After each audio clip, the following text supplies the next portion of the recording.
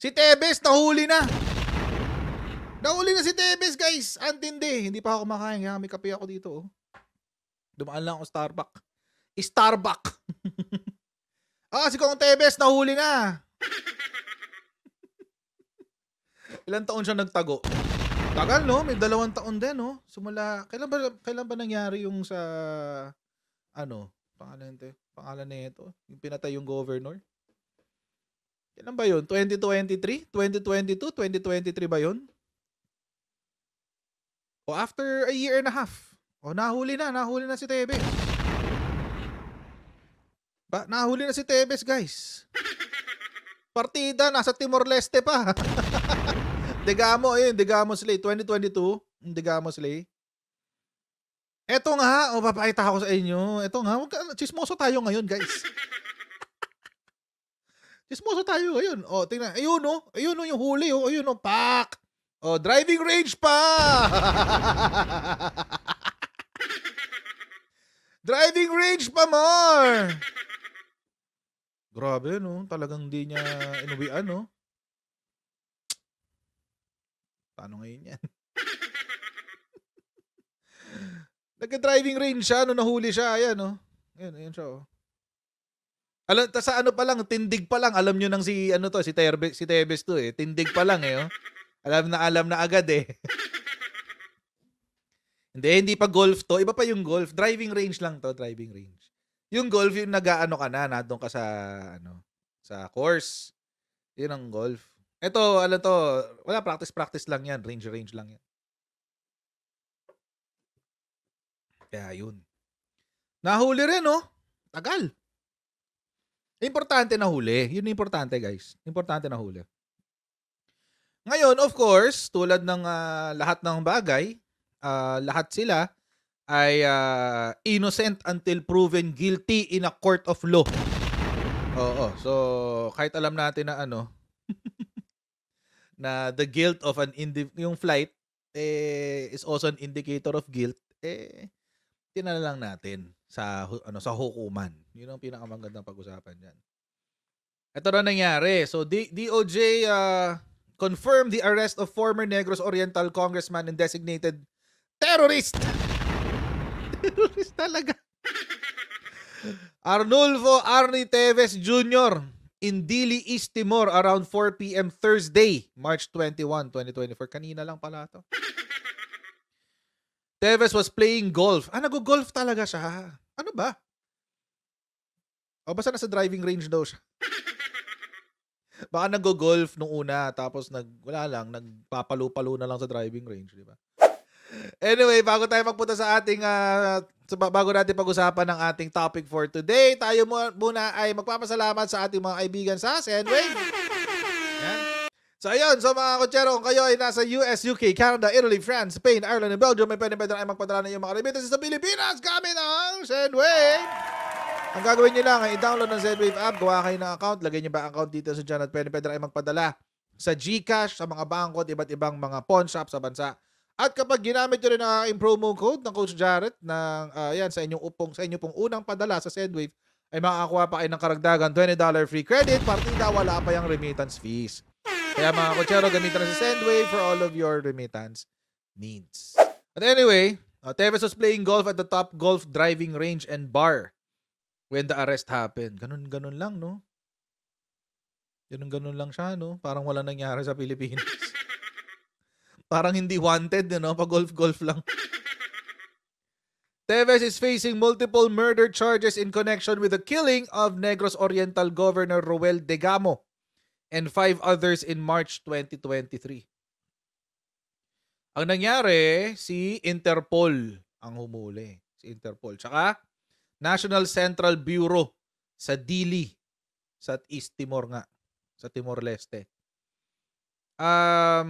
Most probably, ganito rin ang mangyayari kapag si FBI naman ang nagpa-extradite. Pag si FBI naman ang nagpa-extradite, ganito rin ang mangyayari, guys.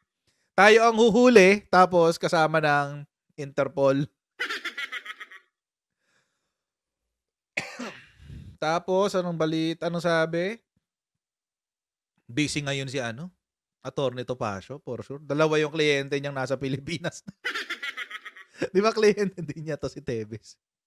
Grabe. Busy siya ngayon, busy. Isang kliyente niya, aarestuhin ng FBI. Tapos, may warrant of arrest galing sa Senado. Tapos, may nasa korte yung reklamong child trafficking, sexual abuse of a minor, fraud, etc. etc. Mahirap-hirap yung sa isa niyang kaso. Sa isa niyang kliyente, si Kibulok. Tapos ito, uuwi sa Pilipinas, si Arnie Tevez, pangalawang kliyente niya. Busy. Magiging busy si Attorney Topacio. Kaya-kaya mo yan, Attorney Topacio. Kaya-kaya mo yan. Kaya-kaya mo yan. Bata ka na dyan. Anyway. So, ayun nga. So, sabi, Tevez who has been the subject of a red notice. Ang bilis, no? Kailan lang nilabas yung red notice nila? January, December? Parang ganon. January or December of last year eh.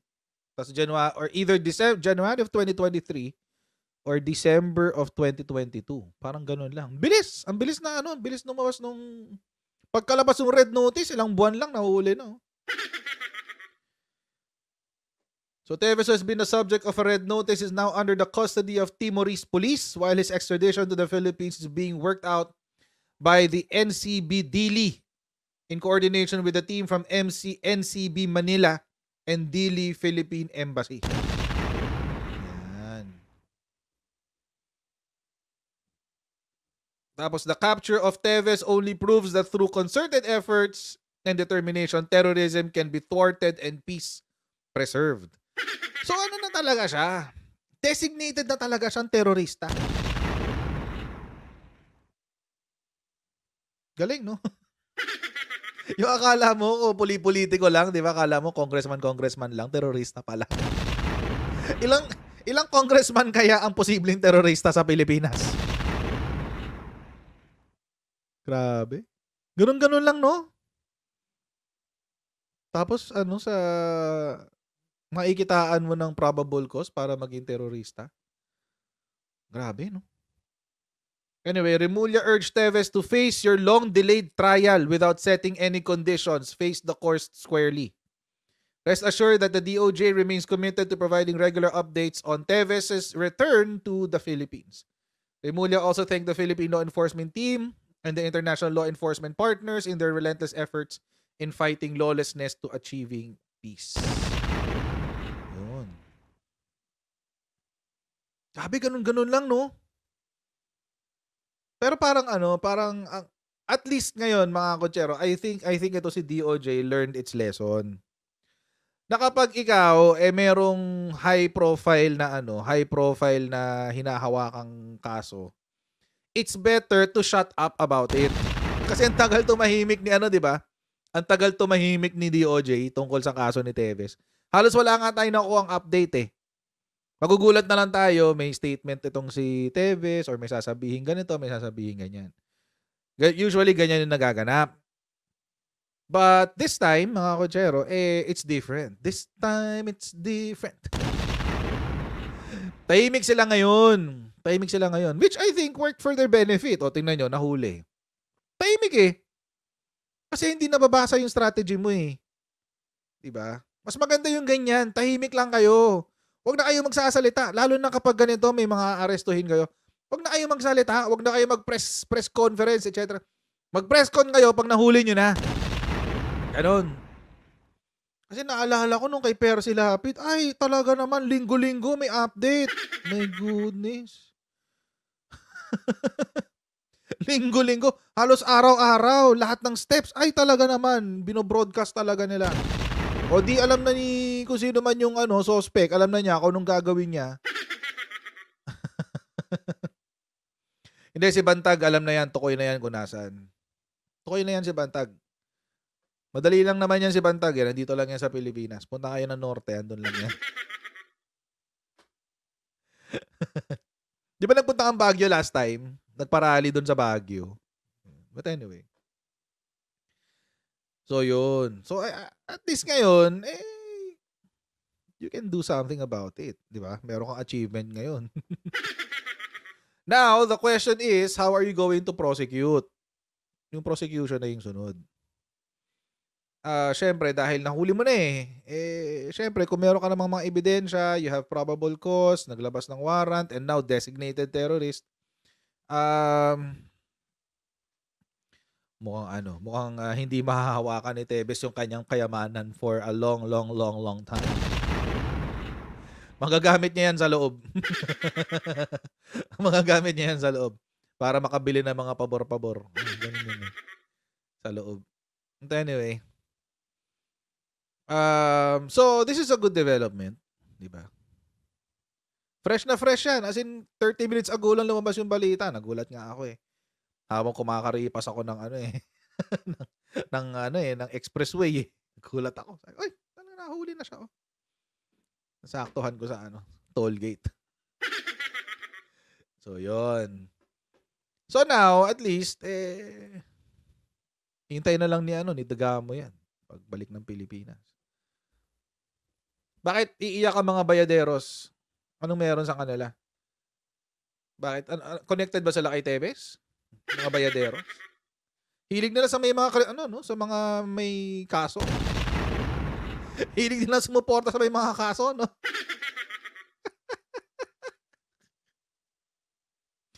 Ang hilig.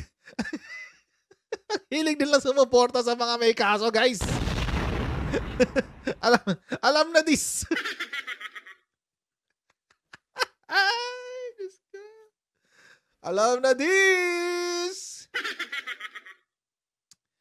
Diba? Di confirm. Kung kailangan mo ng tagalinis ng pangalan kasi, wag sila, wala silang kredibilidad. Wag din ako kasi sasampal ko sa mukha niyo yung pera. Manap kayo ng iba. Anyway. Doon kasi malaki bigayan, sabi ni Pinoy. Obvious ba? Isn't it obvious? Diba? Ang hilig na sa may mga kaso, no? Si Bulok, si Bantag, si Tevez. Alam na alam talaga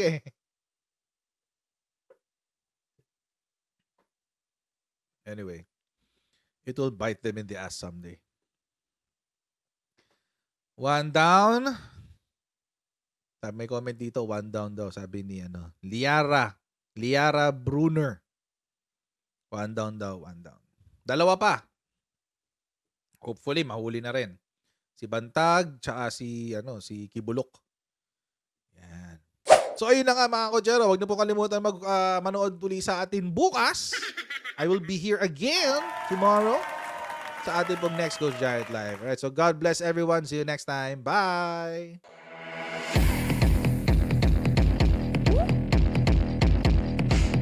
Pag ganun, huwag natin gawing tanga mga Pilipino. Mas maganda kasi nasa lugar ka ng tama kaysa yung pinipilit mo yung pagkakamali.